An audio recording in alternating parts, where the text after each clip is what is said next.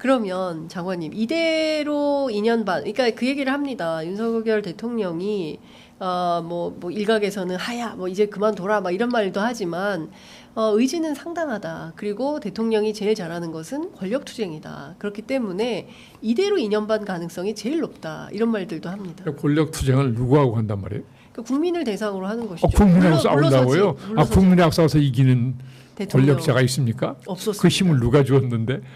진짜 위험천만한 얘기죠. 위험천만. 뭐 야당을 두려워하지 않는다면 뭐 그럴 수 있겠다고 생각합니다. 그러나 검찰에 오래 있던 분으로서 그럴 수 있는데 네. 국민을 두려워하지 않는다?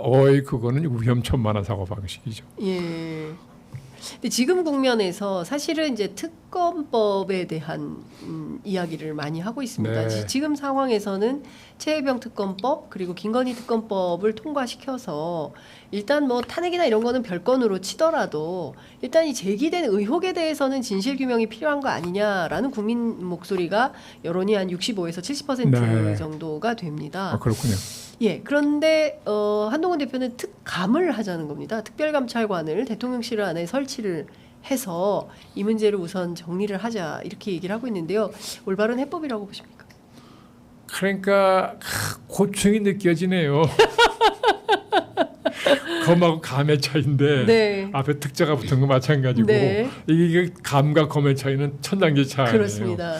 특감을 하자가 국민이 그 용납을 할까요? 안 할 것 같습니다. 네, 저는 민심은 이미 안 할 것 같은데요. 네. 한동훈 대표 입장에서는 특검하자고 그러긴 딱 하겠죠. 그러니까 그 절충으로 특감을 하자고 그런 것 같고 고충이 느껴지는데 네. 예. 그 특감을 하면 누가 특감이 되는 거예요? 그러니까요. 그것도 참 곤란합니다.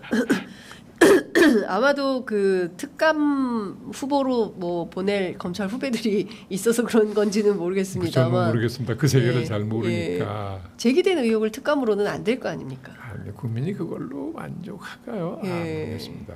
그렇습니다. 예, 그 윤 대통령이 대통령에 취임한 이후에 그 이전에도 사실은 이분은 이제 검찰총장이었고요. 네.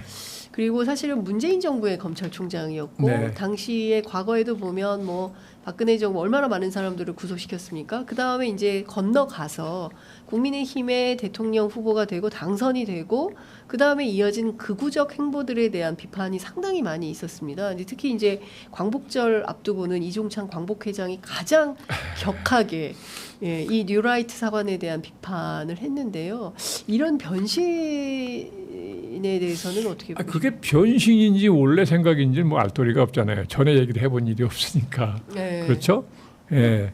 뭐 전에는 그렇게 생각이 그렇지 않았는데 대통령 된 다음에 가까이 있는 사람들이 전부 소위 뉴라이트라고 부르는 그 사람들이 많아서 그 얘기만 주로 들어서 그렇다고 볼 수도 있는 것이고 그래서 전에 생각이 어땠는지 알 길이 없으니까 섣불리 이게 누구의 영향이냐는 걸 판단하는 건 조심스럽다고 보는데 이게 누구의 영향이냐는 게 중요한 게 아니죠.